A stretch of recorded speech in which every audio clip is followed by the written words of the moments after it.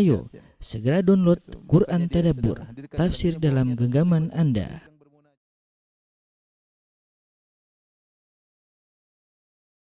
Bismillahirrahmanirrahim. Assalamualaikum warahmatullahi wabarakatuh. Alhamdulillahi ala ihsanih wa syukru lahu ala taufiqihi wa amtinanih wa asyhadu an la ilaha illallah wahdahu la syarika lahu ta'ziman li sya'nih wa asyhadu anna Muhammadan abduhu wa rasuluhu da'ila ridwanih. Allahumma salli alaihi wa ala alihi wa ashabihi wa ikhwani. Para ikhwan sekalian dan para akhwat yang dirahmati Allah Subhanahu wa taala, terutama ikhwan-ikhwan di Muscat di Oman ya, dan juga yang lainnya. Alhamdulillah pada kesempatan siang hari ini kita bertemu kembali dalam rangka untuk mempelajari iman kepada Allah Subhanahu wa taala. Dan topik yang akan kita bahas pada kesempatan kali ini adalah tentang dalil-dalil akan adanya Allah Subhanahu wa taala. Ya, sekali lagi ini pembahasan yang penting, bukan dalam rangka hanya sekedar membantah orang-orang ateis, tetapi kita sendiri butuh keyakinan. Ya, karena syaitan senantiasa menggoda dan berusaha untuk membuat iman kita menjadi ragu ya. Ya, oleh karenanya dalam hadis Rasulullah SAW mengatakan la yazalan nas yas'alun. Orang-orang senantiasa bertanya, hatta yas'al, sampai ada yang bertanya, man khalaqallah ya. Siapa yang menciptakan Allah Subhanahu wa taala. Jadi ini bukan hal yang baru, syubhat-syubhat yang dilemparkan oleh syaitan sudah ada sejak zaman Nabi sallallahu alaihi wasallam. Dan tentunya di zaman sekarang ini di kecanggihan teknologi, kemodernisasi dan yang lainnya, bisa jadi syubhat tersebut semakin kuat di tengah-tengah syahwat yang merajalela ya. Kita butuh keyakinan bahwasanya Tuhan itu ada. Insyaallah pekan depan baru kita akan bahas secara khusus tentang syubhat-syubhat ateis ya. Tapi sebelum kita membahas hal tersebut, kita harus punya landasan yang kuat untuk meyakini bahwasanya Tuhan yang kita sembah ini benar-benar ada. Inilah topik yang akan saya angkat pada kesempatan kali ini, tentang dalil-dalil adanya Tuhan ya.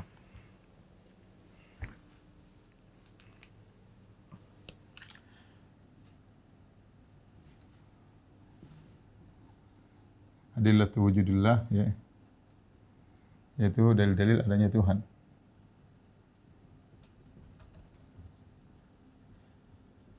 Adanya Allah ya. Baik.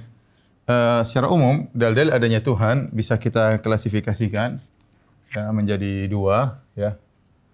Yang pertama disebut dengan dalil fitrah. Kemudian yang kedua adalah dalil akal atau ad-dalail al-aqliyah. Dalil akal ya. Dalil fitrah ya.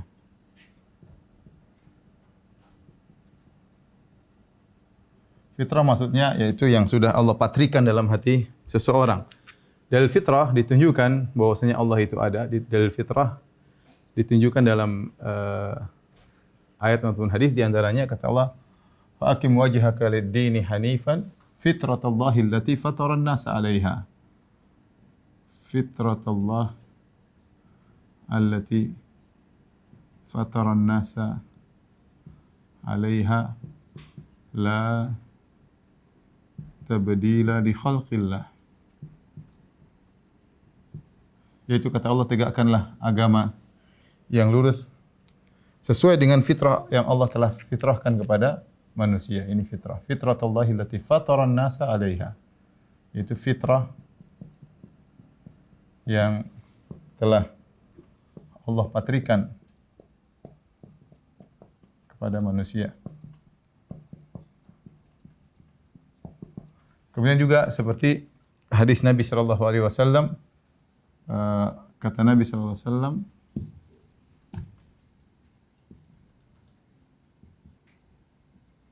kullu mauludin yuladu alal fitrah.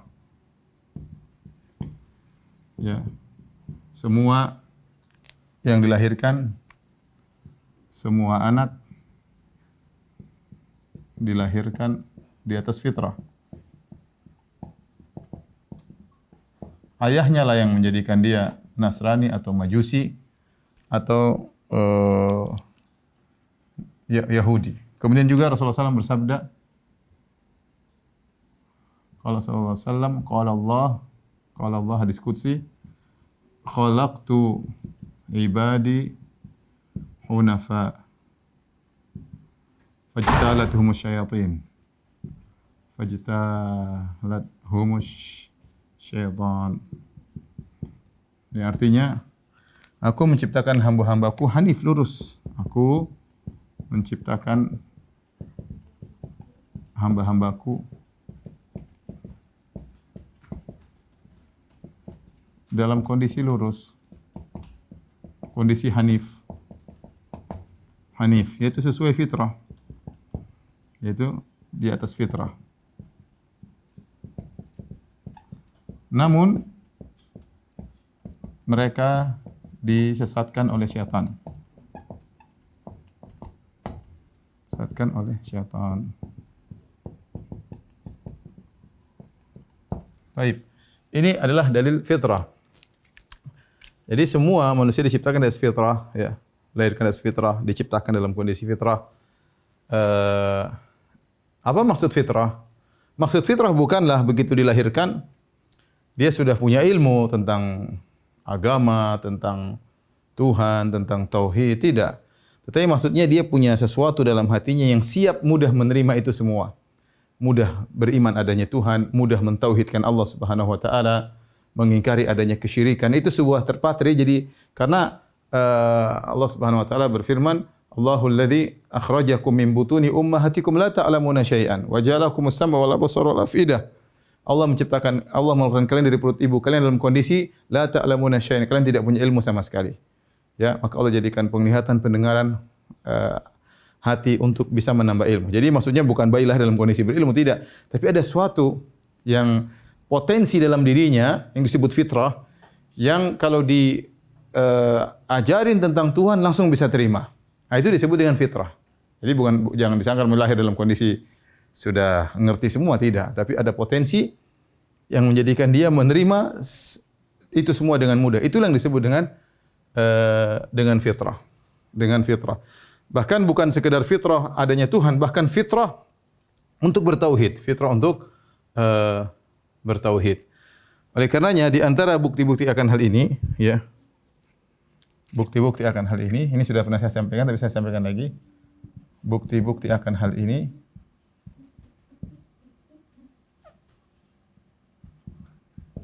ya. Di antaranya mudah mengenalkan anak kecil tentang adanya Tuhan.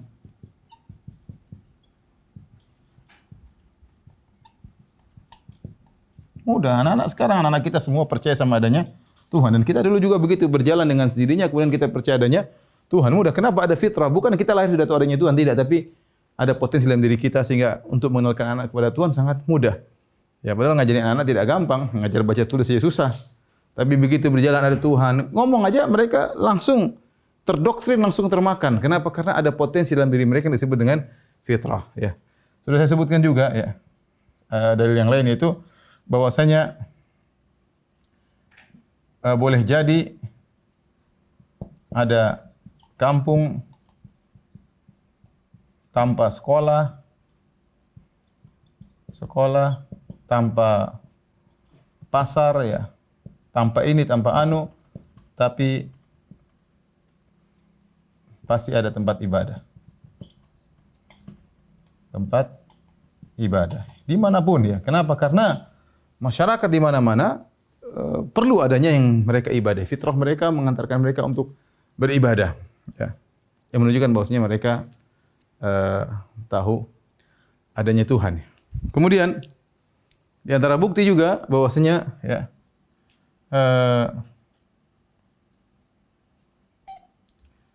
asal manusia adalah percaya adanya Tuhan. Ya. Ateisme itu adalah perkara yang baru. Adalah perkara yang baru datang, perkara yang baru dan minoritas. Dan minoritas. Ya. Ini menunjukkan bahwasanya asalnya manusia di atas fitrah, kemudian nanti mengalami perubahan, ada yang berubah, akhirnya menjadi ateis dan yang lainnya. Tapi asalnya manusia demikian. Kemudian juga kita katakan ya, di antara bukti bahwasanya fitrah ada, hati kecil kita ya, kecil kita menolak kalau disuruh menyembah makhluk. Makhluk, hewan, batu, ya, manusia dan lain-lain. Kita secara manusia ngapain kita sembah sesama kita? Ngapain kita nyembah batu? Hati kita menolak. Tapi kalau sudah terkotori, fitrah bisa berubah. Dipaksa dikotori, akhirnya bisa berubah. Ini dalil bahwasanya asalnya fitrah manusia ada untuk mentauhidkan. Suruh nyembah, misalnya nyembah batu. Ngapain nyembah batu? Ya. Nanti kalau dikasih syubhat, oh batu ini bisa begini, itu baru kemudian orang. Tapi kalau tidak, asalnya kita nolak. Ngapain nyembah tikus? Seperti sebagian agama nyembah tikus. Nyembah sapi. Ngapain nyembah sapi, akhi? Tidak logis. Hati kita nggak terima. Kenapa ada potensi tauhid di dalam tersebut? Hati kita. Kemudian di antara bukti yang lain, yang ini juga sangat kuat, ya, terbukti bahwa dalam kondisi genting tidak ada ateis. Ini saya sudah dapat cerita banyak dari kawan-kawan ya. Kalau sudah dalam kondisi genting, seorang ateis juga mencari sandaran. Dia mencari suatu kekuatan yang bisa menyelamatkan dia.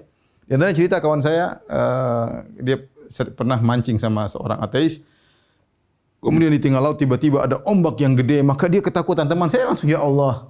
Dia akhirnya, ya Tuhan, dengan secara tidak keluar dari fitrahnya yang berusaha dia kunci, akhirnya fitrah tersebut muncul kembali dan dia berusaha mencari kekuatan yang luar biasa untuk menolong dia. Ketika itu dalam kondisi genting, ateisnya dia pinggirin dulu ya. Dan ini terjadi, terbukti. Ini bukti bahwasanya sebenarnya manusia masih di atas fitrahnya ya. Taib. Saya akan sebutkan cabang-cabang dari fitrah ya. Sini.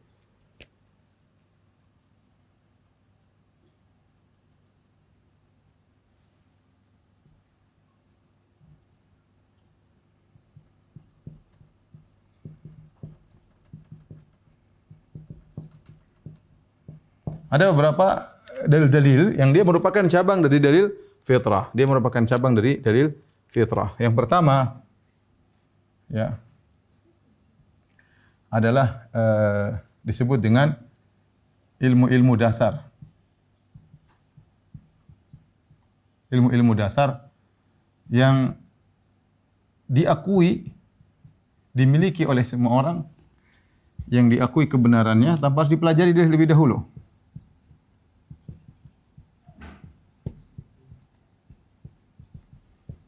Tanpa dipelajari terlebih dahulu.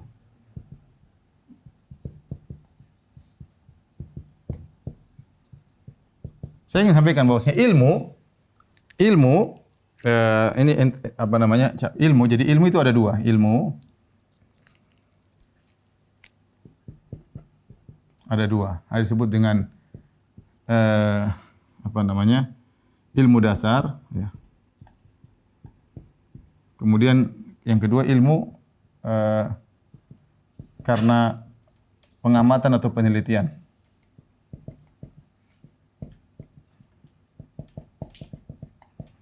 Ilmu-ilmu dasar ini yang kita maksud, ilmu dasar itu yang ini ilmu dasar ya. Ini maksudnya. Nah, bagaimana seorang bisa meraih ilmu pengetahuan? Untuk bisa memahami ilmu pengamatan penelitian, dia harus punya barometer. Barometer tersebut adalah ilmu dasar. Ilmu dasar ini merupakan barometer dari ilmu pengamatan. Ini adalah barometer. Barometernya ini barometer ilmi. Apa yang dimaksud ilmu dasar? Contoh. Ilmu dasar contoh. Ya. Sesuatu yang kontradiktif. Kontradiktif adalah mustahil. adalah mustahil. Contoh apa? Atas sekaligus bawah. Atas sekaligus bawah misalnya. Ini enggak mungkin. Ada sekaligus tidak ada. Ya, ini suatu yang tidak perlu kita pelajari secara di sananya. Kita tahu, oh memang begitu. Ya, contoh lagi, 1 lebih sedikit dari 2, dari 5 misalnya. Tidak usah kita pelajari, tahu. Anak kecil pun baru lahir tahu, dikasih permen mobil-mobilan 1, mobil 10, dia pilih mobil 10. Ya, dia tahu ini kurang bagus, lebih bagus. Dari mana ini? Ini dari sananya, namanya fitrah, dari fitrah. Ini menunjukkan ada fitrah yang mengatakan kita demikian. Contohnya lagi, kalau ada akibat, mesti ada sebab. Ini ilmu dasar yang orang semua sudah tahu. Ya. Contoh, anak kecil, kalau kita dorong kepalanya, dia pasti, siapa yang bikin? Kita bilang itu terjadi dengan sendirinya, nggak ada sebab. Akibatnya kepalamu terdorong. Dia nggak bakalan terima. Kenapa? Dia punya fitrah dalam dirinya yang nggak mungkin begitu. Ya, ini semua disebut dengan apa? Dengan ilmu-ilmu dasar, mabadi ilm ad-daruriyah kalau bahasa Arab ya. Seperti itu. Nah, ilmu-ilmu dasar seperti ini merupakan landasan untuk bisa menjadi barometer pembenaran tentang ilmu yang dihasilkan dengan pengamatan, teori dihasilkan dengan penelitian. Kalau tidak ada ilmu dasar ini, maka seorang tidak akan bisa menuju pada ilmu ini. Timbul pertanyaan. Ini contohnya banyak, cuma saya tidak ingat, tapi contoh-contoh seperti ini banyak. Maksudnya ilmu dasar orang sudah tahu tanpa harus diajari. Nah, ilmu-ilmu ini, ya, dari mana kita tahu? Ini dari fitrah. Diketahui secara fitrah. Secara fitrah. Orang-orang ateis, mereka berusaha menolak ilmu dasar. Kalau kita bilang, kamu kan tahu 1 lebih sedikit dari 2. Kata dia, enggak. Karena kalau dia bilang dia tahu, dari mana kau tahu itu 1 lebih sedikit dari 2? Ya, pasti ada yang ngajari secara dari mana? Fitrah. Tapi dia tatkala mengingkari itu, dia mengatakan, enggak, saya harus teliti dulu. Bahwasanya 1 kurang daripada 2. Gimana perlu diteliti? Enggak perlu. Suatu yang kontradiktif enggak mungkin terjadi. Kata dia, ya saya tidak terima. Kita bilang itu ilmu dasar, dari sananya Allah sudah pasang dalam hatimu. Yang kontradiktif enggak mungkin bergabung. Kata dia, enggak, itu relatif. Tidak absolut, kita harus cek dulu. Ya gimana? Ya, kalau tidak ada ilmu dasar ini, kita enggak bakalan bisa meraih ilmu yang diraih dengan pengamatan dan penelitian. Kenapa? Karena ketika kita mengamati, kita harus punya barometer untuk mengukur benar atau tidak. Barometer inilah dari ilmu dasar tersebut. Nah, ilmu dasar itulah fitrah dari Allah Subhanahu wa taala. Itu maksud saya. Ilmu dasar itulah fitrah dari Allah Subhanahu wa taala. Maka terjadi suatu perdebatan antara seorang ateis dengan seorang agamis. Jadi orang agamis berkata, engkau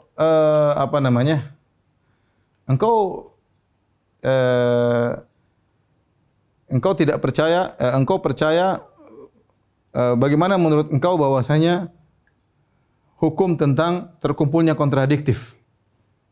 Kata dia, saya tidak percaya dengan itu. Bahwasanya kalau suatu kontradiktif digabungkan mustahil. Saya tidak percaya. Ya. Kemudian orang agamis mengatakan, engkau percaya? Dia bilang, saya tidak percaya. Enggak, engkau percaya. Loh, kamu nih gimana? Saya bilang saya tidak percaya. Kata agamis, justru engkau percaya. Kenapa bisa? Buktinya, ketika engkau bilang engkau tidak percaya, terus saya lawan dengan kontradiksinya, saya bilang engkau percaya, engkau menolak. Antum paham atau tidak? Saya ulangi. Jadi ada sebagian ateis, dia berusaha menolak ilmu-ilmu dasar ini. Karena ilmu dasar ini tidak ada yang ngajarin. Tiba-tiba dari sananya. Dari sananya menunjukkan ada fitrah yang Allah ajarkan kepada setiap manusia. Kecuali orang-orang ateis tersebut berlagak untuk menolak ilmu dasar ini. Kalau bilang 1 lebih sedikit dari 2, kata dia, enggak, ini penelitian dulu. Dia bilang 1 lebih sedikit dari 2. Kita harus ada pengamatan. Ini saya tidak beriman dengan itu, relatif. Namanya syukkak, selalu meragukan segala sesuatu. Sampai saya terjadi pendapat, ada yang mengatakan kamu itu, menurut kamu bagaimana tentang bahwasanya sesuatu yang kontradiktif tidak mungkin bergabung. Mustahil. Kata dia, saya tidak beriman dengan hal tersebut. Ilmu itu saya tidak beriman. Kata orang yang agamis, justru kau beriman. Kata dia, tidak. Enggak, kau beriman. Oh tidak, kamu jangan bohongin saya tidak beriman. Engkau beriman. Bukti di antara dia beriman, kenapa dia harus tolak perkataan kontradiksinya? Saya ulangi, ketika dia mengatakan saya tidak beriman, kemudian ini mengatakan beriman, dia tolak loh, enggak. Saya tidak beriman kok, enggak, kau beriman, enggak. Kenapa dia tolak? Karena dia tahu tidak mungkin kontradiktif, tidak mungkin digabungkan antara tidak beriman dengan beriman. Di saat itulah fitrahnya keluar bahwasanya sesuatu yang kontradiktif enggak mungkin digabung. Mudah-mudahan kawan-kawan paham. Tapi maksud saya, ilmu-ilmu dasar inilah yang ada dalam diri kita, yang tidak pernah kita pelajari, tahu-tahu muncul, itu dari sananya. Dari sananya itu namanya fitrah. Dari sana dari fitrah. Taib. Di antara dalil fitrah, cabang-cabang dalil fitrah adalah dalil al-gharizah ya. Atau al-gharizah. Itu insting atau naluri. Dan ini banyak ya. Contoh seperti ya. Contoh misalnya seorang ibu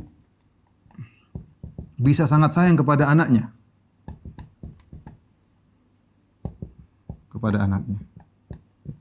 Kalau secara logika, kenapa saya harus sayang sama anak saya? Kenapa? Anak seorang wanita, anak dalam perut ibunya bikin repot dia keluar. Kenapa saya harus sayang sama dia? Enggak ada yang buat sayang itu kecuali dari sananya. Ini ibu sangat sayang kepada anaknya. Dari mana itu? Dia tidak pernah pelajari hal tersebut. Tidak ada yang mewasiatkan kamu harus, tapi dari sendirinya dia sayang kepada anaknya. Ya, ini apa? Insting. Siapa yang ngajarin? Enggak ada. Dari mananya? Dari sananya.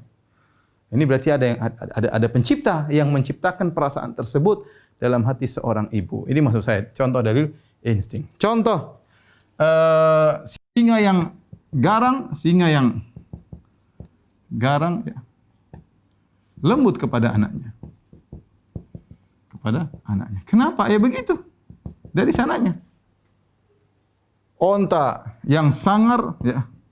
Onta yang kalau nendang bikin mati, yang sangar tunduk kepada tuannya. Ya, coba kita mau pikir gimana sih? Onta itu kalau marah tendang orang langsung mati ya. Kuat luar biasa. Tapi sama manusia dipukul, dinaikin, dari mana dia? Kenapa dia harus tunduk? Kenapa dia harus tunduk kepada manusia? Kenapa? Allah yang bikin begitu. Allah yang mentaskhir hewan-hewan kepada kita. Ya, membuat dia kemudian tunduk ya. Sementara kucing yang kelihatannya sangar, kucing itu apa? Singa kecil atau macan kecil. Kalau ngejar tikus sangar, tapi manusia lembut. Dari mana? Kalau seandainya dia berwatak macan, ngeri kita pelihara kucing, wataknya macan sangar kemudian ngeri Anda. Siapa yang ngatur itu semua? Dari sananya. Contoh lagi. Anak kecil begitu lahir langsung bisa netek. Coba, siapa yang ngajarin? Seluruh profesor satu dunia suruh ngajarin anak kecil baru lahir, ngajarin begini, bilang mbak, bilang bilang mama, enggak bakalan bisa baru lahir. Ya, suruh main mata, enggak bisa. Anak gimana masih baru lahir, apa yang mau diajarin? Tidak ada yang mengajari dia, tahu-tahu disedorin puting ibunya, kenapa dia nyedot? Harusnya kan dia nempel aja, dia enggak tahu apa yang dia lakukan, ternyata dia bisa nyedot. Ini namanya insting. Siapa yang ngajarin? Dari sananya. Fitrah. Dari Allah memfitrahkan hal alladzi khalaqa sabbihisma rabbikal a'la alladzi khalaqa fasawwa walladzi qaddara fahada. Fahada itu memberi petunjuk, insting. Coba lagi, ya. Syahwat. Dari mana bisa muncul syahwat? Kenapa kita lihat laki-laki lihat perempuan kenapa bisa tertarik, ada syahwat? Kenapa? Dari mana? Seharusnya secara logika enggak harus ada syahwat. Secara akal enggak harus ada syahwat. Tapi kenapa kita ada syahwat? Kenapa? Sebaliknya seorang melihat perempuan, contoh seorang melihat perempuan yang itu bukan mahramnya, bukan ibunya, bukan adiknya, bukan anaknya, mungkin enggak begitu cantik, tapi terlihat sebagian auratnya dia bersyahwat. Tapi sementara dia melihat anaknya lebih cantik, dia melihat ibunya lebih cantik, dia tidak bersyahwat. Kenapa? Kalau fitrahnya masih benar. Kenapa? Siapa yang ngajarin sebenarnya membedakan antara ibu adik dengan selain ibu dan adik? Kenapa kepada ini bersyahwat, ini tidak? Dari mananya? Kenapa saya harus bersyahwat kepada wanita? Kenapa wanita bersyahwat kepada laki-laki? Kenapa sapi bersyahwat kepada sapi? Kenapa sapi tidak bersyahwat kepada selebriti perempuan? Kenapa? Kan lebih cantik perempuan daripada sapi betina. Kenapa? Ini nggak ada yang ngajarin, nggak ada.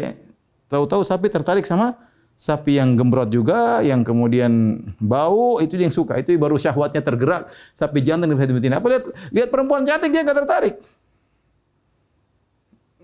Lihat perempuan cantik dia tidak tertarik. Jadi ini menunjukkan bahwasanya ada namanya insting atau disebut dengan gharizah. Ya. Banyak kalau kita sebut ini banyak sekali.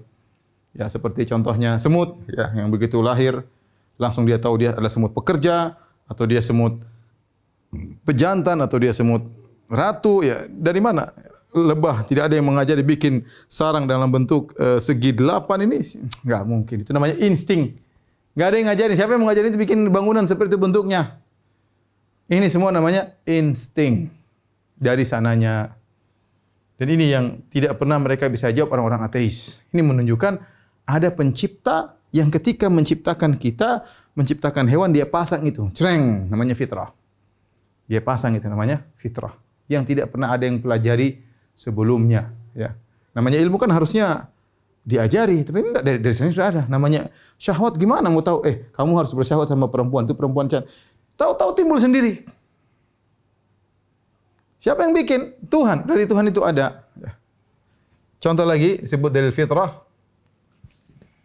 Orang bilang dalil akhlak.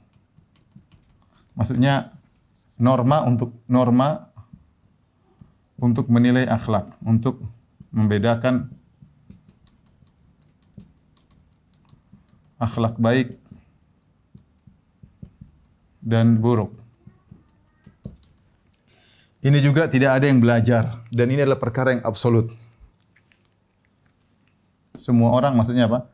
Semua orang tidak perlu belajar, tahu bahwasanya membunuh tanpa hak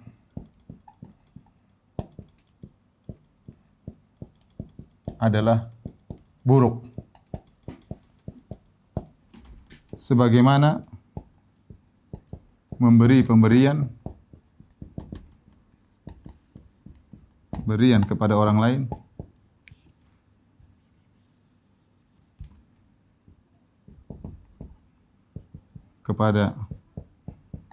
lain adalah akhlak baik, adalah kebaikan. Ini yang dibingungkan oleh orang ateis. Kenapa? Semua sepakat di dunia ini. Kalau ada orang datang, kemudian dia mengambil anak seorang perempuan, dia ambil anak perempuan tersebut, kemudian dia tembak, kemudian dia potong-potong, cincang, masukkan tempat sampah. Semua orang sedunia pasti ini buruk. Pasti ini buruk. Tanpa ada yang ngajarin. Dari mana dia punya penilaian itu? Ini yang fitrah itu adalah norma untuk menilai. Norma inilah yang untuk menilai. Inilah fitrah. Dia punya barometer untuk menilai kebaikan keburukan dari mana? Itu dari sananya, nggak ada yang ngajarin. Disebut dengan dalil fitrah. Ya. Sebaliknya kalau ada orang kasih hadiah, kasih uang 100 juta kepada orang hadiah, $1.000 kasih hadiah, semua orang tahu itu kebaikan. Saya nggak punya utang budi, saya kasih $1.000, satu dunia sepakat itu kebaikan. Nggak usah diajarin, itu baik. Nah, dari mana dia bisa menilai ini baik, ini buruk, tanpa ada yang mengajari? Ilmu penilaian itulah fitrah. Itulah fitrah. Ya. Orang-orang ateis, mereka bingung dengan hal ini. Kalau mereka bilang tidak ada Tuhan, terus siapa yang pasang itu pada diri kita? Ya. Kalau sebagian mereka berusaha, ini tidak ada barometer yang absolut. Ini semua relatif. Ya menurut kamu baik, menurut saya enggak baik, itu omong kosong. Kalau kita ambil anak dia, kita potong, kita sembelih, kita cincang-cincang masukkan tong sampah, apa dia bilang ini masih relatif, baik atau buruk relatif. Butuh kita belajar sehingga kita mengenal baik dan buruk. Kita bilang enggak, ini dari sananya kita sudah tahu ini buruk. Anda punya barometer untuk menilai itulah disebut dengan dalil fitrah. Cabangnya disebut dengan dalil akhlak, yaitu norma untuk menilai suatu kebaikan keburukan. Itu datang dari mana? Dari sananya, Ya.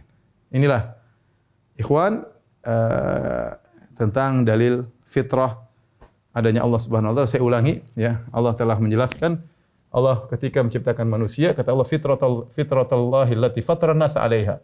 Allah masang fitrah pada diri manusia. Setiap manusia dilahirkan dalam kondisi fitrah. Khalaqtu ibadi hunafa, aku menciptakan manusia dalam kondisi lurus. Fajtalathum syayatin, namun syaitan yang menyimpangkan mereka. Dan bukti-bukti dari fitrah ada banyak. Ya, anak kecil kita mudah ajari. Jadi fitrah saya sudah sampaikan adalah potensi, bukan kita lahir dalam kondisi berilmu, tapi ada potensi menuju kepada hal tersebut. Adanya Tuhan. Di antaranya anak kecil kita ajari adanya Tuhan, langsung mereka terima. Padahal betapa susahnya ngajar anak kecil. Kemudian hati kecil kita juga menolak kalau kita disuruh menyembah batu, disuruh sembah pohon, kita enggak terima. Kenapa? Ini enggak benar ini, enggak benar. Kenapa tidak benar? Ini namanya fitrah. Kemudian juga kita katakan boleh jadi ada satu kampung, tidak ada sekolahnya, tidak ada pasarnya, tidak ada pemerintahnya, tapi pasti biasanya ada tempat ibadah. Kenapa? Manusia fitrahnya untuk mencari, untuk ada sesuatu yang dia ibadahi. Kemudian asal manusia percaya adanya Tuhan, ya, kecuali ateis belakangan dan mereka minoritas, menunjukkan hukum asal manusia di atas fitrah, percaya adanya Tuhan. Kemudian berikutnya terbukti dalam kondisi genting tidak ada ateis. Dalam kondisi genting ateis hilang semua. Mereka berusaha bersandar, ketika mau mati mereka bersandar kepada suatu kekuatan yang mereka jadikan sandaran itu Tuhan. Baik. Dalil fitrah ada cabang-cabangnya, yang ini semua menunjukkan dalil fitrah. Yang pertama ada ilmu dasar yang diakui kebenarannya tanpa dipelajari terlebih dahulu. Ilmu ada dua, ilmu dasar, ilmu yang dihasilkan dengan pengamatan penelitian. Ilmu dasar itu contohnya apa? Suatu yang kontradiktif enggak mungkin terjadi, adalah mustahil. Atas sekaligus bawah, naik sekaligus turun, ya. Ada sekaligus tidak ada. Kemudian misalnya satu lebih sedikit daripada dua. Kalau ada akibat pasti ada sebab. Kemudian misalnya tidak mungkin ada suatu murajjah bila tarjih bila murajjih, ini istilah. La yumkin tarjih bila murajjih. Tidak mungkin suatu terjadi tanpa ada sebabnya. Tidak mungkin misalnya ada ini pena diam nih. Tiba-tiba kita merojihkan pena jatuh tanpa ada sebab, enggak mungkin. Dari dia menjadi jatuh pasti ada sesuatu. Itu namanya ada sebab akibat. Enggak mungkin dia jatuh tanpa ada sebab. Itu ilmu dasar yang tidak perlu kita pelajari. Nah, orang-orang ateis berusaha menolak ini. Mereka mengatakan ilmu cuma satu, melalui pengamatan dan penelitian. Bilang tidak. Ilmu pengamatan penelitian itu ada, kita akui teori-teori yang kita temukan atau rumus-rumus yang kita temukan, apa ilmuwan temukan, tapi itu semua dibangun di atas ilmu dasar. Kalau tidak ada ilmu dasar ini yang Allah fitrahkan dari sananya, seorang tidak bisa memunculkan teori-teori fisika, kimia dan yang lainnya. Semua itu dibangun di atas ilmu dasar sebagai barometer untuk menuju pada suatu ilmu. Nah, ilmu dasar ini dari mana? Siapa yang ngajarin? Enggak ada yang ngajarin. Ini fitrah, Allah memfitrahkan. Contoh lagi dalil gharizah. Dalil insting atau naluri, ini banyak, ya. Ini juga tidak ada yang ngajarin. Seorang ibu bisa sangat sayang kepada anaknya. Ya, singa yang garang lembut bisa lembut pada anaknya. Dari mana? Kenapa dia enggak garang pada semuanya? Kenapa sama dia lembut? Onta yang sangar tunduk pada tuannya, padahal kondang orang bisa mati. Anak kecil begitu lahir langsung bisa netek, enggak ada yang ngajarin, ya. Syahwat manusia laki-laki kepada wanita dari mana? Siapa yang pasang syahwat? Ada dari sananya, Tuhan yang pasang. Dalil yang terakhir adalah norma atau barometer untuk menilai satu baik satu buruk tentang akhlak. Ini akhlak baik, akhlak buruk, tanpa ada yang mengajari pun dia sudah bisa menilai. Ya, sementara ateis mengatakan semua diperoleh dengan apa? Usaha, ya. Kita bilang enggak, ini orang bisa nilai tanpa ada yang ngajarin. Nah, dasar penilaian tersebut barometer dalam hati itu dari sananya. Itu dalil fitrah. Baik, di sini kita lanjutkan dalil akal. Tolong dihapus.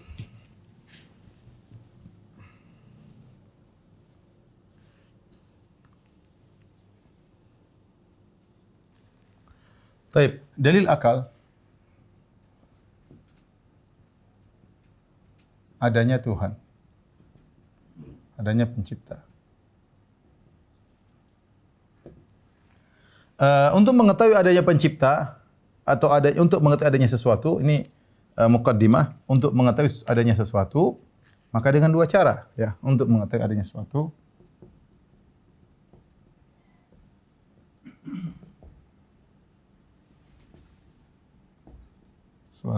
ya. Ada tiga cara, ya. Ada tiga cara, ya. Yang pertama adalah melihat langsung.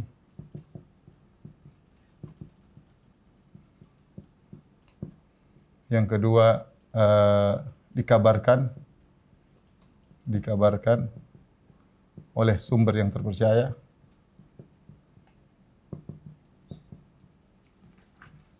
sumber terpercaya. Yang ketiga, dengan melihat bekas atau tanda adanya suatu tersebut.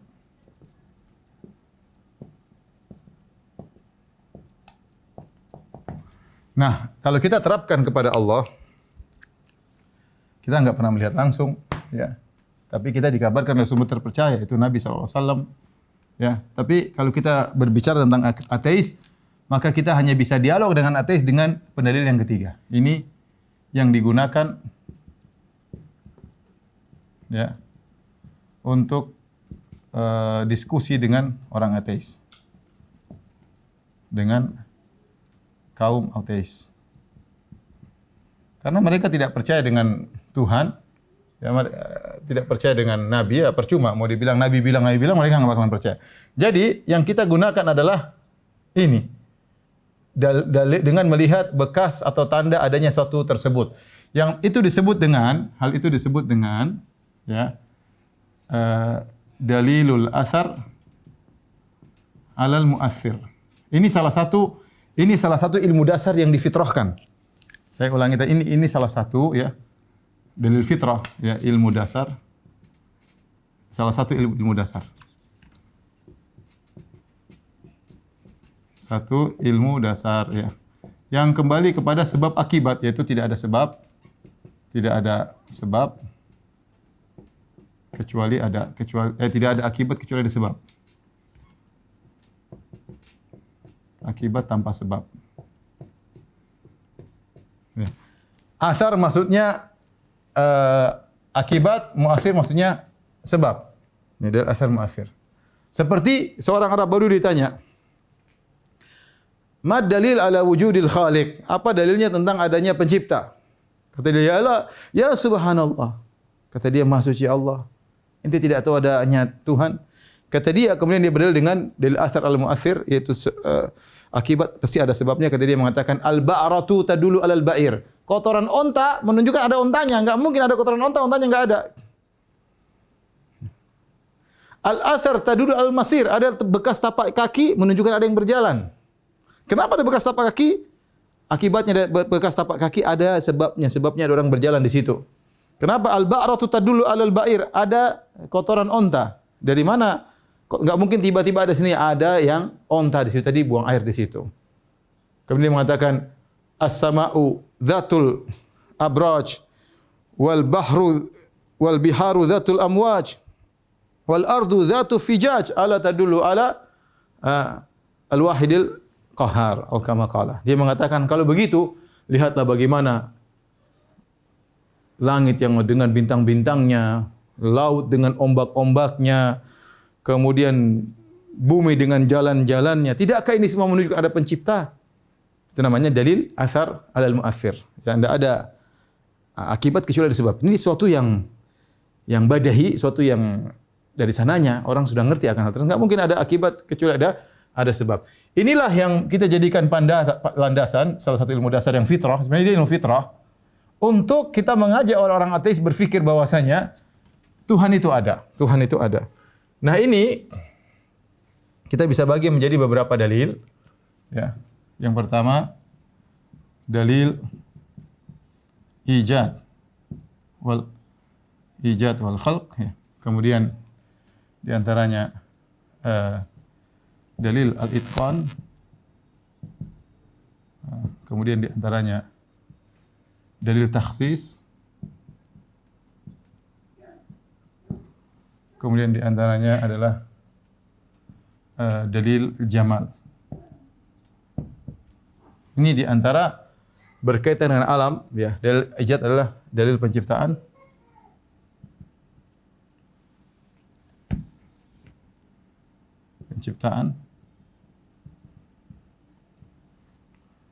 Ya, kemudian itqan maksudnya kemantapan, ya, kemantapan atau profesional, ya.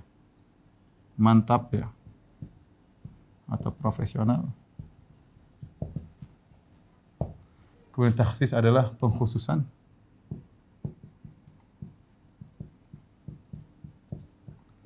Al-jamal keindahan. Jadi kita akan berdialog dengan orang-orang yang menolak adanya Tuhan. Ini disebut dengan dalil akal. Kita semua menggunakan dalil akal. Baik, saya akan mulai dalil penciptaan. Ada 4 dalil ya. 1, 2, 3, 4. Nanti ada dalil yang lain, dalil akal juga ada yang lain. Ya.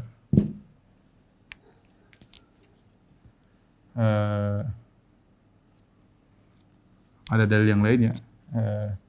Tapi ini semua berkaitan dengan alam semesta. 1 sampai 4 berkaitan dengan alam semesta. Nanti ada cabang lagi sebut dengan dalil mukjizat. Biar saya enggak lupa. Kemudian misalnya terakhir dalil mukjizat.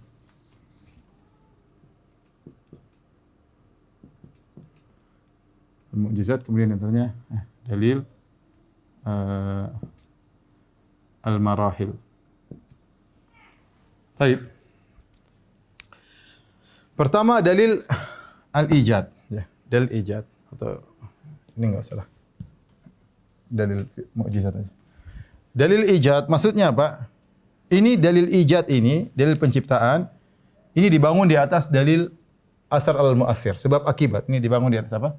Hukum sebab akibat. Sebab akibat.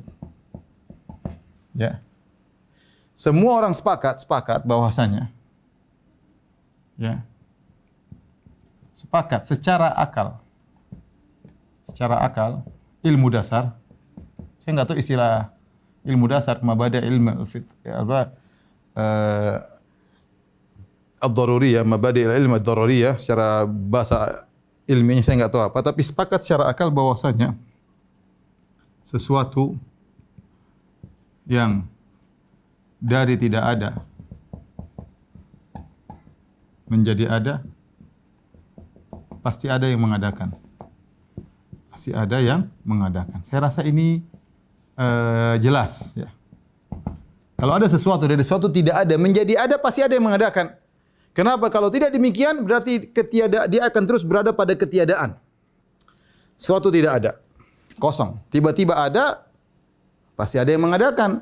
Kalau tidak ada yang mengadakan, berarti dia akan terus tidak ada. Dia berubah dari alam tidak ada menjadi alam ada, pasti ada yang mengadakan. Ya. Oke, sekarang kita terapkan pada alam semesta. Ya, alam semesta. Lihat alam semesta. Alam semesta. Alam semesta ada 2. Ada yang kita lihat dulu tidak ada, tidak ada, kemudian menjadi ada, kemudian sirna. Ini banyak, ini misalnya manusia, hewan, tumbuhan. Ini jelas, manusia dulu tidak ada, saya dulu tidak ada 100 tahun yang lalu. Kemudian saya ada sekarang, nanti saya akan tidak ada, akan sirna. Hewan juga demikian dulu tidak ada, kemudian sirna. Kenapa? Karena kita makan jadi sirna. Ya, kemudian tumbuhan dulu tidak ada, kita tumbuh jadi ada, kemudian layu mati dari tidak ada menjadi ada. Ini kita lihat gampang. Yang kedua, sesuatu yang ada sebelum kita, sesuatu yang ada sebelum kita, sebelum manusia. Contoh ya apa? Benda-benda langit. Namun ketika kita pandang benda-benda langit seperti matahari, seperti rembulan, bintang-bintang, ternyata benda-benda langit tersebut tidak berkehendak. Mereka tidak punya kehendak dan berjalan di atas orbitnya.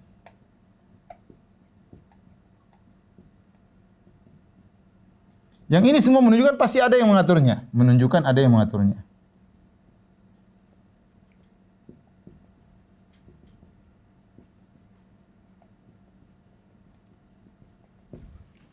Saya lupa. Dalil jamal sebelumnya, saya lupa ada lagi satu. Dalil takdir ya.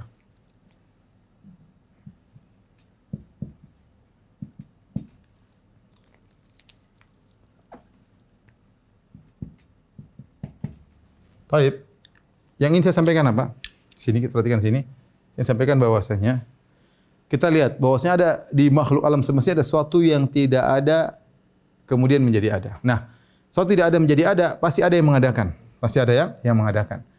Demikian juga alam semesta mungkin kita enggak lihat, tapi kita sudah bisa menganalogikan dulunya tidak ada menjadi ada. Buktinya dia berjalan dengan teratur, pasti ada yang mengatur. Enggak mungkin dia berjalan teratur tidak ada yang mengaturnya. Sementara dia tidak punya kehendak. Dia tidak punya kehendak ya. Matahari tidak pernah terlambat terbit, bulan tidak pernah terlambat terbit, matahari tidak pernah terlambat tenggelam, tidak ada. Selalu sesuai dengan aturannya. Kemudian bintang hewan benda langit semua berjalan dengan sendirinya. Ini semua menunjukkan ada yang ngatur. Taib. Tatkala kita melihat ada sesuatu yang tidak ada menjadi ada, berarti hukumnya pasti ada sebab yang mengadakannya. Ada sebab yang mengadakannya ya. Dan sebab yang mengadakannya tersebut akan berakhir pada sebab yang pertama yang dia tidak ada sebab di baliknya, yaitu Tuhan. Tuhan adalah sebab utama, sebab pertama dan sebab pertama dan azali adalah Tuhan. Tidak ada sebab di baliknya lagi ya. Karena kalau kita tidak menetapkan sebab pertama, maka tidak akan terjadi alam semesta. Ya, seperti ini saya contohkan. Nanti kan bahas lagi insyaallah pada pertemuan berikutnya. Contoh, kita boleh mengatakan hujan turun. Ya, kenapa bisa turun? Ya.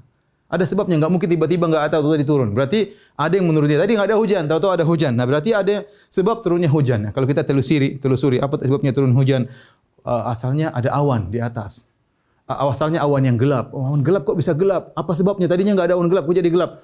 Oh, karena berkumpul air banyak. Kemudian angin bawa dia ke sini. Ya, sebab air dari mana? Kita telusuri, oh ternyata dari uapan lautan dan seterusnya. Uap dari mana? Lautan air dari mana? Terus pasti ada sebab awalnya. Sebab awalnya itu Tuhan. Kalau tidak ada sebab awalnya, maka tidak akan terjadi akibat sama sekali. Contoh misalnya, ini permisalan sering disebutkan oleh para ulama tentang tentara yang disuruh mengeksekusi penjahat. Kamu tembak itu orang ya? Ya, tembak. Nih, mulai tembak. Tapi kamu jangan tembak kecuali kau mendapat perintah dari atasanmu. Kemudian atasanmu juga tidak boleh perintah kamu kecuali ada atasan lagi yang di atas memerintahkanmu. Yang di atas juga tidak boleh memerintah yang di bawah kecuali ada berlanjut terus. Kalau tidak berhenti pada satu titik, orang ini tidak akan dieksekusi. Dia nunggu lagi, mau tembak, tunggu, enggak boleh. Oh ya, aturannya apa? Tunggu perintah dari sebelumnya. Yang sebelumnya enggak boleh meminta kecuali ada perintah sebelumnya. Terus, kalau ini silsilah enggak ada habisnya, eksekusi enggak terjadi.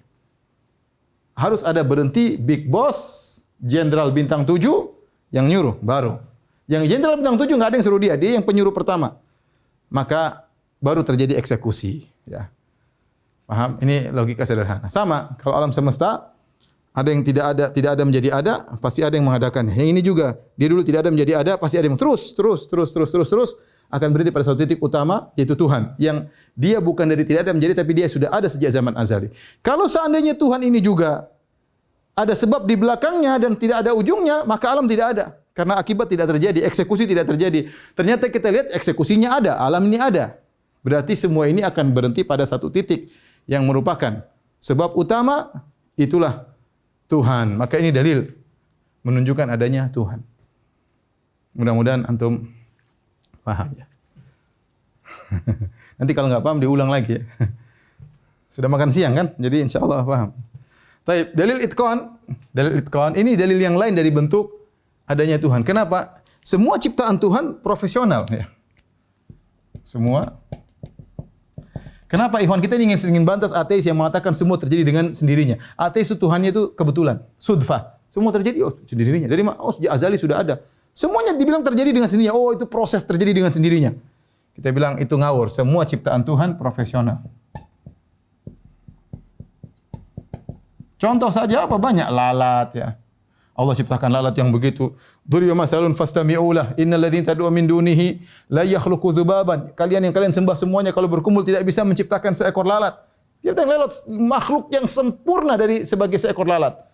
Gerakannya, mata, fasetnya, sayapnya sebagai seekor lalat dia sempurna.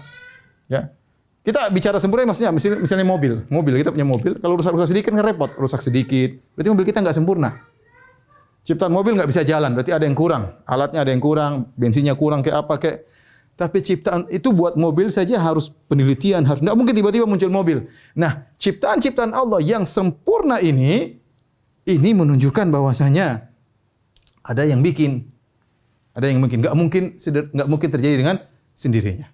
Saya contohkan, misalnya ada seorang berjalan, tahu-tahu dia kesandung batu, dia ambil batu. Bisa jadi otaknya berpikir ini batu sudah ada dari zaman azali begini. Bisa jadi batu ini kodim, azali bersama Tuhan. Tapi kalau dia berjalan tiba-tiba dia kesandung jam, dia ambil jam terbentuk kemudian dengan ini kemudian enggak mungkin dia bilang ini sejak azali sudah ada. Dia pasti bilang ini itqan. Kenapa? Karena batu mungkin cetakannya amburadul tapi jam ini pasti ada yang buat karena mutqan, karena dia profesional, gerakannya, angka-angkanya, teratur detiknya. Enggak mungkin dia bilang terjadi dengan sendirinya. Hanya orang gila yang mengatakan terjadi dengan sendirinya. Maka sempurnanya cipta-cipta Tuhan ini tidak mungkin kita ilmiahkan dengan perkataan orang ateis terjadi dengan sendirinya. Enggak mungkin. Enggak mungkin. Jadi ciptaan semua Allah yang profesional, baik lalat, baik kucing ya. Ini semua adalah profesional. Ini menunjukkan bahwasanya Tuhan itu ada yang mengadakan ini semua. Enggak mungkin kita bilang terjadi dengan sendirinya. Contoh lagi dari taksis. Taksis itu apa? Pengkhususan. Dan ini banyak contohnya. Ya maksudnya contoh kita bicara tentang tangan. Tangan ini ada khususnya. Kenapa dipasang di sini? Kenapa jarinya bisa 3 begini? Ya, ini kenapa? Kenapa dikhususkan 5? Kenapa enggak 100 jari kita? Semua ini ada pengkhususan. Contoh Ibnu Taimiyah rahimahullah yang ajib. Dan ini sesuai dengan kedokteran zaman sekarang. Ibnu Taimiyah berbicara tentang air. Kita punya air mulut, ada air mata, ada air telinga. Ya, dan ini sesuai dengan kedokteran. Ibnu Taimiyah mengatakan air mulut, ini Allah bikinkan air di situ cairan di mulut kita liur dalam bentuk tawar. Ya. Kenapa tawar? Karena fungsi lidah adalah untuk makan. Sehingga dengan tawarnya air mulut ini tidak mempengaruhi rasa yang kita makan. Sehingga kita makan dengan enak. Sehingga cairan di mulut dijadikan tawar. Buktinya kalau kita sakit jadi enggak enak. Kita makan pahit, enggak enak. Tapi karena Allah menjadikan cairan di mulut dengan tawar. Sementara Allah menjadikan cairan di mata asin. Kenapa kata sebagian ulama? Karena di sini ada suatu hal terbuat dari protein atau apa, ada lemak yang harus dijaga dengan asinnya air. Ya. Seperti ibarat air laut yang dengan asin bisa menjaga banyak hal di lautan tersebut. Ya, kalau tidak ada air asin maka segalanya cepat rusak. Maka air asin tersebut menjaga mata kita. Kemudian di telinga ada cairan tawar, pahit. Supaya apa? Supaya hewan tidak senang masuk ke situ. Kemudian kalau masuk pun tidak bertahan lama, dia segera keluar. Ya. Padahal kita kalau tidur kan bisa saja sisi hewan masuk. Siapa yang bedakan air mulut? Kenapa air mulut begini? Namanya pengkhususan. Kenapa air mata begini rasanya? Kenapa air telinga rasanya begini? Ini pasti ada yang mengkhususkan. Tidak mungkin terjadi dengan kebetulan. Mustahil. Beda dengan Tuhannya ateis mengatakan semua terjadi dengan kebetulan. Kita bilang enggak ya. Ya, enggak kebetulan ya. Contoh. Kemudian dalil takdir. Takdirnya apa? Ukuran atau perencanaan ya. Ukuran. Ya. Kata Allah Subhanahu wa taala, "Wanzalna minas samaa'i ma'an biqadarin fa'askannahu fil ard." Kami turunkan air hujan dari langit biqadarin dengan ukuran yang Allah kehendaki. Allah semuanya Allah atur dengan ukuran yang Allah kehendaki. Contoh ya. Takdir maksudnya ukuran banyak ya. Ukuran hujan, kemudian ukuran waktu orbit ya, benda-benda langit ya. Kemudian Allah kasih ukuran rezeki.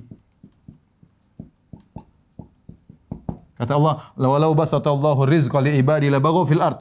Kalau Allah tebarkan seluruh rezeki ke muka bumi maka akan melakukan kerusakan. Orang yang zalim ada yang ini, tapi Allah walakin ya Allah biqadarin ma yasha. Walakin yunazzilu biqadarin ma yasha. Tapi Allah turunkan rezeki tersebut biqadar, sesuai dengan kadar. Allah tahu ini dikasih sekian, ini sekian, ini sekian. Subhanallah. Siapa yang ngatur? Pasti ada Tuhan. Hujan kalau enggak teratur rame terus semua. Kalau orang ateis bilang itu kebetulan, kita bilang enggak. Allah kasih hujan sekian, Allah kasih sekian ya. Kenapa tidak di bumi langsung hujan 1 tahun enggak berhenti-berhenti, binasa kita semua. Kenapa Allah hentikan, nanti hujan lagi, berhentikan lagi. Terkadang Allah kasih musibah di sana. Ini semua ada yang ngatur. Benda-benda langit. Kenapa matahari berjalan di orbitnya? Kenapa tidak maju sedikit di bumi? Kenapa tidak mundur sedikit? Siapa yang dikasih ukuran seperti ini? Kalau matahari maju sedikit maka rusaklah kita, panasan. Kalau matahari jauh sedikit maka binasalah kita ya. Kedinginan. Rembulan juga sesuai dengan aturan orbitnya. Kalau dia mungkin terlalu dekat, maka mungkin air meluap. air meluber semuanya karena gravitasinya semuanya. Ini enggak mungkin terjadi dengan sendirinya. Lihat, sampai para ulama mengatakan alam semesta ini terdiri atas berbagai macam rangkaian orbit. Kalau satu saja rusak maka rusak semua. Seperti jam. Jam ini banyak sekali aturannya. Kalau satu bagian miss, yang lain enggak jalan. Ya. Alam semesta juga demikian. Ya, banyak sekali ya. Tapi semuanya Allah atur dengan aturan yang Allah kehendaki. Dan ini tidak mungkin terjadi dengan sendirinya. Mustahil terjadi dengan sendirinya. Seperti perkataan orang ateis, pasti ada yang atur. Kemudian di antaranya dalil jamal. Jamal itu keindahan. Dalil jamal adalah keindahan. Kalau sesuatu terjadi sendirinya, tidak mungkin dia menuju pada keindahan tertentu. Tetapi kita lihat alam semesta ini indah. Ya. Kata Allah Subhanahu wa ahsan Allah menciptakan segala sesuatu dengan keindahan ya. Dan kita lihat bahwasanya lihat matahari terbenam dengan indahnya, matahari terbit dengan indahnya, wanita dengan keindahannya, kemudian hewan-hewan dengan keindahannya, alam semesta yang begitu keindahannya. Ini semua kalau hanya terjadi dengan sendirinya enggak ada tujuan keindahan, tapi ternyata Allah menciptakan dengan tujuan keindahan. Kata Allah inna ja'alna ma'alal ardi zinatan laha. Kami jadikan di atas muka bumi sebagai zinah keindahan. Allah ciptakan langit, Allah pasang bintang-bintang keindahan. Jadi kita bukan hanya diciptakan hanya sekedar memenuhi kebutuhan primer, bahkan Allah beri keindahan. Allah beri keindahan. Saya lupa tadi contoh seperti takdir, ukuran seperti oksigen. Oksigen Allah berikan sesuai dengan kadarnya di bumi. Seandainya seluruh bumi isinya oksigen banyak, kita nyalain sedikit sudah meledak. Tapi Allah ada oksigen, ada ini, ada macam-macam yang cukup untuk kita bernapas. Oksigennya, kadarnya Allah sudah tentukan. Kalau ini aturan alam ini berubah, kita semua rusak dan kita akan binasa. Makanya sebagian ateis mengatakan, sebagian ulama anti ateis berkata, kalian tidak usah berdebat dengan ateis tentang adanya Tuhan atau tidak. Berdebatlah dia dengan dalil keindahan ini. Kalau terjadi semua dengan sendirinya, ngapain ada keindahan? Allah tidak mencukupkan kita hanya mendengar suara, tapi ada suara-suara burung yang indah kita dengar. Allah berkehendak. Allah tidak berkehendak kita hanya sekedar menghirup udara selesai, tapi Allah ciptakan aroma-aroma yang wangi. Itu ada keindahan ya. Dan ini semua menunjukkan ada pencipta yang menuju pada hal ini. Namanya keindahan yang pencipta tersebut bikin. Taib, yang terakhir dalil akal adalah mukjizat. Apa maksudnya mukjizat? Mukjizat itu melawan arus ya, melawan arus. Artinya keluar dari sunatullah, keluar dari hukum alam. Hukum alam. Yang menunjukkan adanya Tuhan yang bisa merubah hukum alam tersebut. Yang bisa merubah hukum alam tersebut.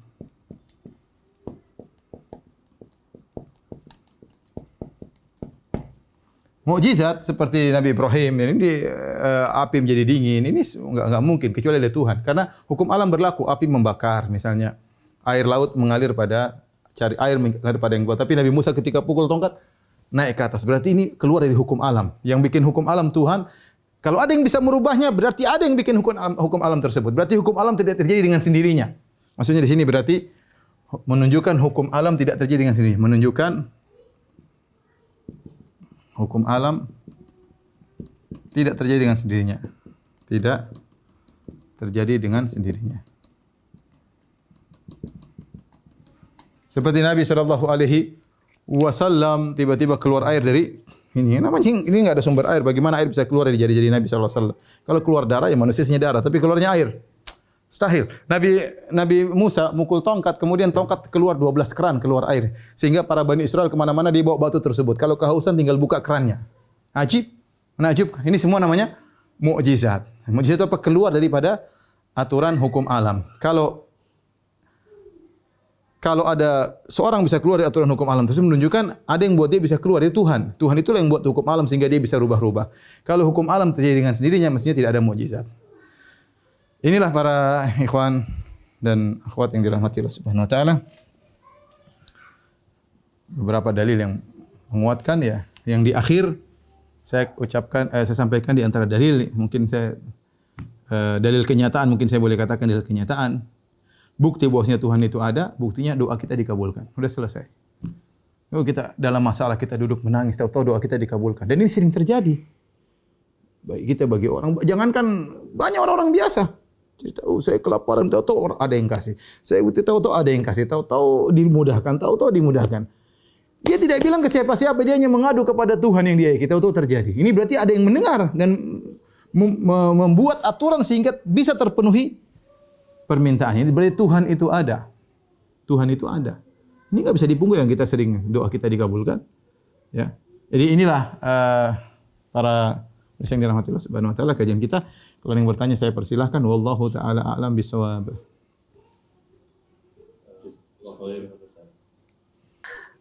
Ya Ustadz, kita ada 8 pertanyaan, termasuk 2 yang dari pekan lalu. Yang pertama dari Akhi Ruri Prayoga, pertanyaannya, Ustadz, bagaimana cara kita mendakwahi orang yang ateis? Misalnya itu dari saudara kita, dari keluarga kita. Caranya ya kita jelasin, dialog, kita harus ngerti. Tapi insya Allah masih pekan depan kita nyampaikan syubhat. Karena kemungkinan dia punya syubhat. Nah kita nggak bisa pakai Al-Quran Sunnah, nggak bisa kalau sama ateis. Kita harus logika-logikaan. Makanya harus menguasai tentang dalil adanya Tuhan tadi. Secara ini semua kan logika. Nggak mungkin kita Al-Quran Sunnah. Pakai logika kita bicara sama mereka. Pertama semua hidayah di tangan Allah tentunya. Yang kedua kita harus mengenal syubhat-syubhatnya agar kita bantah. Insya Allah pekan depan lebih sulit daripada ini. Ini sekarang sudah sulit. Insya Allah pekan depan kita akan belajar tentang syubhat-syubhat mereka dan kita akan bantah. Nah ini harus dipahami dengan akhi yang bertanya, akhi siapa tadi bertanya, maka dia harus pelajari tentang dalil-dalil adanya Tuhan dengan benar. Kemudian kajian kita sebelumnya tentang macam-macam ateis, dan insya Allah pertemuan kita terakhir pekan depan tentang masalah ateisme sebelum kita lanjutkan pada rukun iman yang lain adalah tentang syubhat-syubhat ateis. Insya Allah kita khususkan pada pekan depan, insya Allah pada jam yang sama 12.40 insya Allah Ta'ala. Saya harap menantikan. Baru setelah itu dia pelajari, silahkan dia akan tahu dari mana dia akan berdiskusi dengan saudaranya tersebut. Allah alam bisawab. Jazakallah khair. Yang kedua Ustadz dari saudara Dean, pertanyaannya, saya ingin bertanya, seringkali di pikiran beliau muncul Allah itu tidak ada, padahal beliau itu taat katanya. Bagaimana cara mengatasinya ini? Siapa yang pikiran seperti itu? Yang bertanya, Ustaz. Oh tadi kan suruh ikut pengajian, coba dengar itu pengajian. Pertama, auzubillahi minasyaitonirrajim. Jadi begini, ya, itu sudah dialami oleh para sahabat. Dia mengatakan, ya Rasulullah, ada sesuatu di hati. Kalau saya tidak berani ucapkan, lebih baik saya tersungkur dari langit daripada saya ucapkan tersebut. Kata Nabi, awajadtumu, kalian dapati bisikan tersebut. Kata Nabi, dzaka sarihul iman, itulah iman yang kuat. Buktinya apa? Buktinya setan ganggu. Tetapi kita harus lawan. Ya. Nah, kalau seorang mengatakan ustaz, orang-orang Yahudi tidak, mereka sholat dengan khusyuk. Di Ibnu Abbas ditanya, ya Ibnu Abbas, orang-orang Yahudi sholat dengan khusyuk. Kata Ibnu Abbas, la ya'ti syaitan illa la ya'ti syaitan fi qalbin kharib. Syaitan tidak datang kepada hati yang rusak. Syaitan hanya datang kepada orang yang beriman. Kalau timbul pertanyaan seperti itu, maka kita tahu kita sedang beriman, makanya diganggu oleh syaitan. Kita bilang auzubillahi minasyaitonirrajim. Kemudian kita pelajari tadi yang saya sampaikan tentang adanya Tuhan. Ini semua dari logika dari awal yang tadi saya sampaikan. Didengar baik-baik, dipahami baik-baik. Ini semua menambah keimanan kita bahwasanya Tuhan itu ada. Dan saya bilang kalau mau sederhana, kita ini sering berdoa dikabulkan oleh Allah. Selesai, Tuhan itu ada. Kalau model yang lain ya silakan tadi yang sudah saya sampaikan dipelajari kembali. Wallahu a'lam bishawab. Jazakallahu khair Ustaz. Yang berikutnya dengan saudara Gemi, pertanyaannya, Bismillah. Ustaz, bagaimana cara mengatasi bisikan was-was dari syaitan keraguan akan hari akhirat? Padahal di sisi lain saya mempercayai sekali akan adanya Allah dan kebenaran agama Islam. Mudah, kita bilang kalau kamu percaya adanya Tuhan, Tuhan ada jelas dan dalil sudah ada. Ketika Tuhan mengabarkan ada hari akhirat, kita percaya. Itu saya bilang tadi, semua was-was kita alami. Siapapun. Ya, menunjukkan itu sharihul iman. Kata Nabi itu menunjukkan kita punya iman. Makanya setan datang. Tapi kita lawan. Lawan dengan apa? Lawan dengan ilmu. Lawan sederhana kita bilang a'udzubillahi minasyaitonirrajim. Amantu billah. Aku beriman kepada Allah. Dengan ngomong begitu insyaallah setan hilangkan. Tapi cara lawan yang kedua dengan kita belajar tadi. Kita belajar tentang adanya Tuhan. Kalau kita sudah tahu adanya Tuhan, pijakan berikutnya terserah Tuhan. Terserah Tuhan. Tuhan sudah ada, Tuhan bikin aturan, ya dia percaya ada Tuhan, dia yang bikin alam, dia yang bikin kita, dia punya aturan, nah kita tinggal percaya. Gampangannya gitu. Tapi fondasi pertama kita percaya adanya Tuhan. Tuhan ada, Allah kirim Rasul, Rasul bilang begini-begini, sudah selesai urusan. Nah, pijakan ini harus kita kuatkan. Ya. Taib. Selanjutnya. Saudara Aziz bertanya, Bismillahirrahmanirrahim. Beliau bertanya, fitrah manusia kan Islam, Ustaz. Apakah kita tetap harus mengucapkan 2 kalimat syahadat setelah balik dan harus diucapkan dengan lisan dan ada orang yang menyaksikan sah rukunnya? Karena saya atau beliau pernah disuruh untuk mengucapkan 2 kalimat syahadat kembali, Ustaz.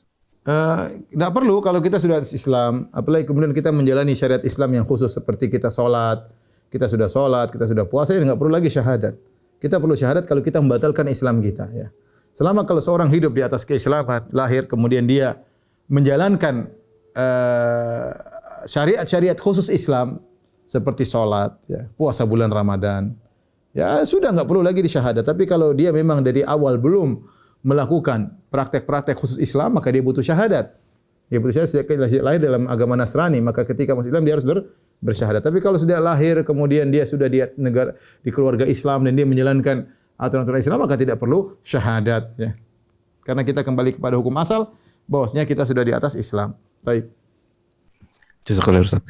Ini ada pertanyaan dari saudara atau saudari Yuli. Pertanyaannya adalah, pada cabang dalil fit atau naluri tadi contohkan perkara syahwat. Laki-laki bersyahwat dengan wanita, begitu juga sebaliknya. Sapi bersyahwat dengan sapi. Tapi pada kenyataan kok ada juga manusia yang bersyahwat dengan hewan, contoh anjing atau kuda. Itu sama halnya dengan kok ada manusia yang tidak percaya Tuhan, fitrahnya sudah rusak. Itu namanya fitrah sudah rusak, itu kelainan, ya. Kelainan. Ada perempuan suka sama sapi, yaitu perempuan stres, sinting dan fitrahnya sudah kacau, ya. Itu dia maksakan untuk merusak fitrahnya, akhirnya rusaklah fitrah tersebut. Ya, sama laki-laki juga sebenarnya tidak ada, tapi akhirnya karena jadi fitrah itu ada, tapi tadi kata Nabi, kata Allah dalam hadis qudsi, khalaqtu ibadi hunafa, aku ciptakan manusia dalam kondisi berfitrah. Fajtalahu syaitan, syaitan menggoda, syaitan merusak. Jadi bisa dirusak, bisa jadi ateis, ya. Bisa jadi instingnya berubah, yang tidak benar, kelainan dan yang lainnya. Allah alam bisawab. Kemudian pertanyaan dari saudara Fitri, ya. Pertanyaannya adalah, apa hukumnya membayangkan wujud Tuhan sebagai dorongan dalam diri agar selalu merasa diawasi oleh Allah? Kita tidak bisa membayangkan Tuhan, kita adanya Tuhan. Ya. Ketika jiwa kita menggambarkan sesuatu, maka kita tepis, tidak demikian. Dan itu biasa, wajar. Terkadang ada gambaran, namanya hati kita terkadang berkhayal, tapi Allah sudah tepis. Laisa kamitsli syai', tidak ada sesuatu pun yang serupa dengan Allah, selesai. Maka jika timbul bayangan tertentu, maka kita lawan, tidak benar. Tapi kita merasakan keagungan, seperti merasa ketika sedang beribadah Allah sedang di atas arsy memperhatikan kita. Mungkin timbul bayangan-bayangan bagaimana kita tepis semua, dan insya Allah bisa tanpa harus membayangkan itu semua. Tapi kita bilang Allah Maha melihat, selesai. Jika ada timbul seperti itu, kita tepis dengan firman-Nya, laisa kamitslihi syai'. Tidak satu pun yang serupa dengan Allah Subhanahu wa taala. Apapun yang kita bayangkan pasti keliru. Tadi ternyata saudara Salman bertanya di chat. Beliau bertanya, apakah materi Ustadz ini diambil dari buku Barahin Wujudillah karya Dr. Sami Amiri? Ada beberapa ada buku bagus-bagus, itu diantara satunya, terutama ketika kita membahas macam-macam ateis. Kemudian ada buku Syumu'un Nahar kalau tidak salah, ya, karangan Al-Ujairi, ya. Ya, cari di internet ada itu, ya. Kemudian ada lagi satu tentang Tauhid Ar-Rububiyah, saya lupa kalau nggak salah namanya Zaid Al-Makki, ya. Kemudian dari buku-buku yang lain, dari bukunya Ibn Taimiyah rahimahullahu taala, tapi itu di antara buku-buku yang penting berkaitan dengan 3 materi yang saya siapkan di pekan lalu, pekan sekarang, pekan depan, ya. Yang pekan lalu khususnya buku tadi Dalil As-Samiri, yang Barahin Wujudillah atau seperti itu. Saya bukunya ada, saya agak lupa judulnya, ya. Jadi 3 buku tadi bisa ada semuanya di internet. Kecuali yang buku pertama tadi saya nggak tahu ada di internet atau tidak. Jazakallahu Ustaz. Ini ada pertanyaan dari Ibu Terta Ai. Pertanyaannya, bagaimana menjelaskan pada anak umur 5 tahun ketika ia bertanya siapa yang menciptakan? Nah, nanti insya Allah pekan depan, ya. Pekan depan insya Allah kita bahas masalah ini, ya. Karena itu mungkin itu di zaman Nabi sudah ada yang tanya, ya. Anak sekarang juga anak modern, ya. Mungkin buka internet ada kayak syubhat atau mungkin dia ingin tahu, namanya anak ingin tahu, ya. Tapi insya Allah kita akan bahas secara khusus pekan depan insya Allah taala. Tapi demikian saja pengajian kita. Insya Allah kita ketemu lagi pekan depan dengan izin Allah Subhanahu Wa Taala. Siapkan otak yang lebih fresh, jangan lupa makan siang terlebih dahulu, ya, untuk pekan depan. Demikian, subhanakallah bihamdik asyhadu an la ilaha illa anta astaghfiruka wa atubu ilaik. Assalamualaikum warahmatullahi wabarakatuh.